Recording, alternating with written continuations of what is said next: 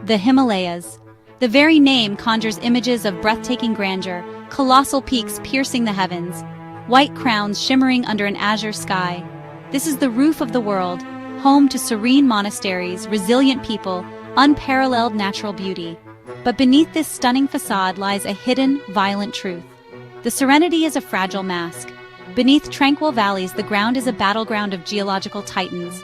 Forces that sculpted these peaks are still at work deep in the Earth's crust, making the Himalayas one of the most seismically active places on Earth. The story begins 50 million years ago.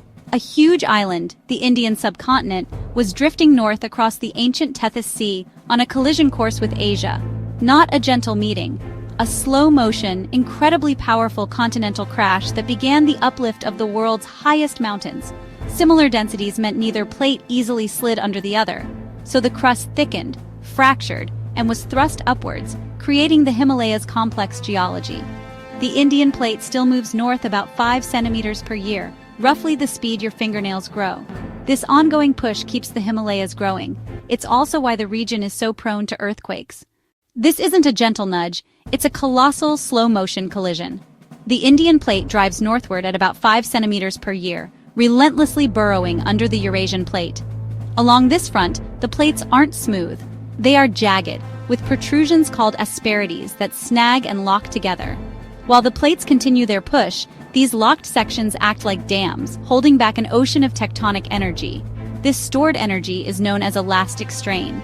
The rock itself bends and deforms, much like a ruler under pressure. But every material has a breaking point, and the ancient rocks of the crust are no exception. Eventually, the stress becomes too great for the rocks to withstand. When the stress finally overcomes friction, the fault ruptures. In a process called elastic rebound, the deformed rock snaps back into a new position. This abrupt release sends out powerful seismic waves. First come the primary, or P waves, which compress the ground. They are followed by the more destructive secondary, or S waves, which shake the ground violently. This is what we experience as an earthquake. At the heart of this seismic drama is a geological titan, the main Himalayan thrust, or MHT. This isn't just a fault, it is fault. A colossal, gently dipping fault plane extending for over 2,400 kilometers. It traces the arc of the entire Himalayan range.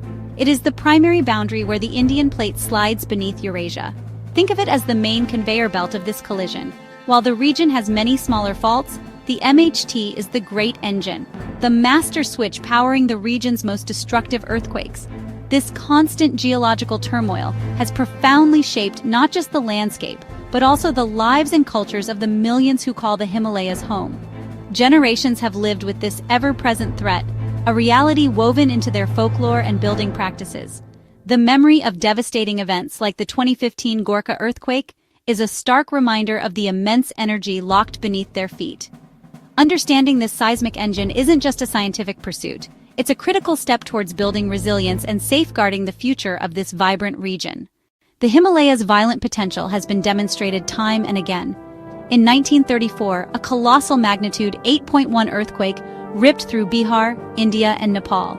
The event was so powerful it was felt as far away as Lhasa and Mumbai. In cities like Munger and Muzaffarpur, the destruction was absolute.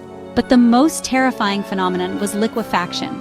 The intense shaking turned solid ground into a soupy slurry.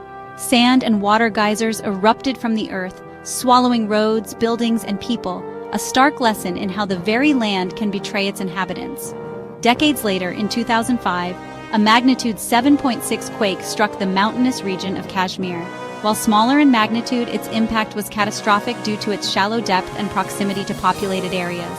The rugged terrain became an enemy. Massive landslides severed roads, isolating entire communities and crippling rescue efforts. The tragedy was compounded by widespread structural failure. Poorly constructed concrete buildings, including numerous schools, pancaked in on themselves, leading to an unthinkable loss of life. With winter fast approaching, the quake left over 3 million people homeless, facing a desperate struggle for survival. Then, in 2015, the world watched in horror as a magnitude 7.8 earthquake devastated central Nepal. In the heart of Kathmandu, centuries of history turned to dust in under a minute. UNESCO World Heritage Sites, ancient temples and palaces that formed the very soul of Nepali culture, crumbled. This quake was a devastating blow to the nation's identity. Scientifically, it was also a wake-up call. It ruptured a significant portion of the fault, but crucially, it didn't release all the accumulated stress, leaving a dangerous amount of energy locked beneath the capital. These disasters are not random events. They are warnings. Each one teaches seismologists more about the immense fault line lurking beneath the range, the main Himalayan thrust. By studying historical records and geological data, scientists have identified vast, unnerving quiet zones known as seismic gaps. These are segments of the fault that haven't ruptured in centuries, all the while silently accumulating stress like a colossal spring being wound tighter and tighter. The central seismic gap, for instance, hasn't seen a major release in over 500 years. The strain building up is immense, potentially enough to unleash a great earthquake of magnitude 8.5 or even higher. Such an event would be more than 10 times stronger than the 2015 Nepal quake. The consequences are almost unimaginable, threatening the lives and livelihoods of tens of millions across one of the most densely populated regions on Earth. While we cannot stop the Earth from moving, we are not helpless. Across the Himalayan region, a revolution in construction is taking place, blending modern engineering with ancient wisdom. Engineers are designing buildings that can dance with the Earth's tremors. Reinforced concrete, which embeds steel bars within concrete, provides a powerful combination of strength, forming a robust skeleton. Flexible steel frames allow skyscrapers in cities like Kathmandu to sway and absorb seismic energy, preventing collapse. There's also a resurgence of traditional techniques like daji diwari, or timber-laced masonry. This method creates a flexible wooden cage filled with stone, a design proven to withstand violent shaking. The most advanced structures even sit on base isolators, massive bearings that act like a suspension system, allowing the ground to move underneath, while the building remains relatively still. Beyond stronger buildings, the race is against time. This is where early warning systems become critical. When an earthquake occurs, it sends out different types of seismic waves. The first to arrive are the faster, less destructive P waves. Following behind are the slower but far more damaging S waves. A network of sensitive seismometers detects the initial P waves and instantly transmits an alert. This signal travels at the speed of light, far faster than the seismic waves. The result is a precious window of warning, from a few seconds to over a minute. It may not sound like much, but these seconds are lifesavers. They provide enough time for people to drop, cover, and hold on, for surgeons to stop procedures, for automated systems to shut down gas lines and halt trains. But technology alone is not enough. The most resilient defense is a prepared population. In schools and community centers, preparedness is becoming a way of life. The mantra, drop, cover, and hold on, is practiced relentlessly, teaching citizens to protect themselves from falling debris. Families assemble emergency kits with water, food, first aid supplies, and flashlights, and create response plans with safe meeting points. This culture of readiness transforms fear into proactive response. However, a new threat looms, amplified by climate change. As glaciers melt, they form vast, unstable lakes dammed by fragile moraine. An earthquake can trigger a catastrophic glacial lake outburst flood, or GLOF, unleashing a wall of water, ice, and rock on downstream communities with little warning. This cascading hazard means that seismic safety and climate adaptation must now be tackled hand in hand, adding another layer of complexity to life in the high mountains.